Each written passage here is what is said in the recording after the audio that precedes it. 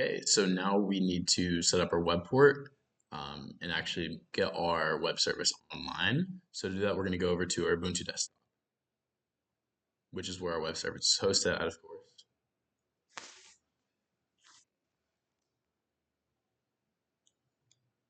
So the password, again, is just going to be password.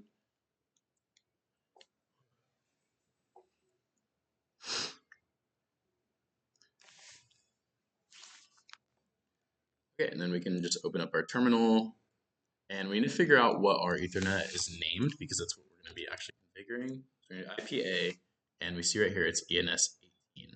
That is our Ethernet's name. So now when we go and we do sudo nano, it's an etc /netplan network manager YAML. Password again is just password. This file is what controls all of the network settings in Ubuntu. So we're going to add Ethernets, your ENS18, which is what we just saw. And then I'm going to set the static IP address for this service, or for the Ubuntu machine. And that is, according to our topology, it's going to be 192.168. Our team number, which is 10, and then .1 or .2/24. So it's going to be 192.168.10.2/24. And we need to set up a gateway so that the Ubuntu server knows where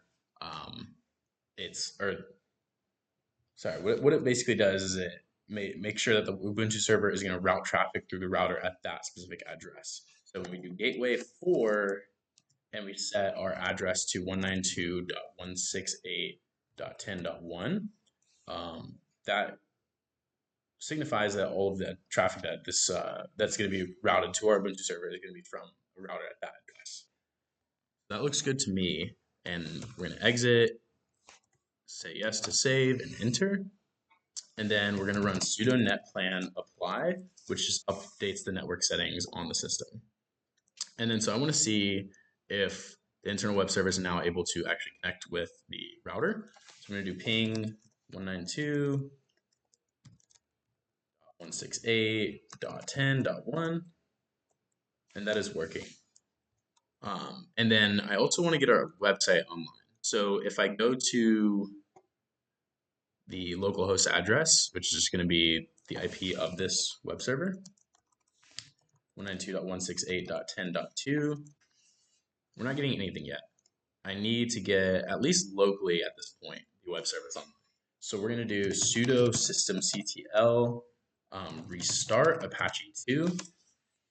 And now we can go to this address and we do see that our web service is currently online.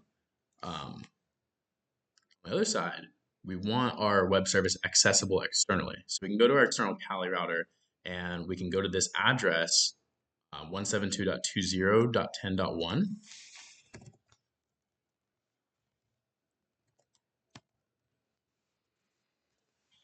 And if everything was correctly set up at this point, we would be being served our actual web service, but we haven't yet set up our port 80 forwarding. And so once we do that, then we will be able to actually go to that web page. So in order to set up our port 80 forwarding, we need to go into the MikroTik console and configure that.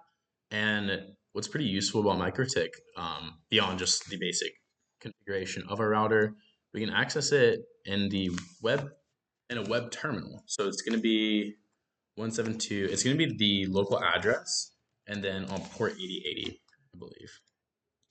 I believe. Let's see, 172.20. Let's see. Oh wait, so it's not actually .0.1. It's going to be our team number because this is the address, the local address for our connection. And then you should be at HTTP, not HTTPS, because it's not a secure connection. So that's actually going to bring us to our MikroTik router console. You're going to want to use the same. You're going to want to use the same password as you set up. So in my case, I just put password when I open the router. So that's what's going to give us. That's what's going to let us log into our web console. And then we're going to want to set up the gateway because it's not going to really want us to do anything else at this point. So for the term, in terms of like the mini hack or the mini game here, we're not actually routing any traffic out to the internet, but in the actual competition, we're going to be wanting to route out to the internet. So I'm just going to use the scoring server IP, so 172.20.0.1. And then that's going to be just fine. It's not going to be mad at us anymore. And then I'm going to turn on bridge all LAN ports, and then NAT I'm going to turn on, apply that. Now we can go to port mapping. And so again, what we're wanting to do here is route all port 80 traffic from our router into our internal web server. So the IP address we're going to use is the address for the internal web server, and then we're going to set the ports to port 80. So that's 192.168.10.2. We'll put that in 192.168.10.2. And then we're going to have to do the same for our TCP and our UDP. So I'm just going to name it www TCP. Port 80 from port 80 to port 80 on our web server. And then I'm going to do the same thing for UDP. Do any connections on port 80 externally is going to get routed through the router to our internal web service at port 80.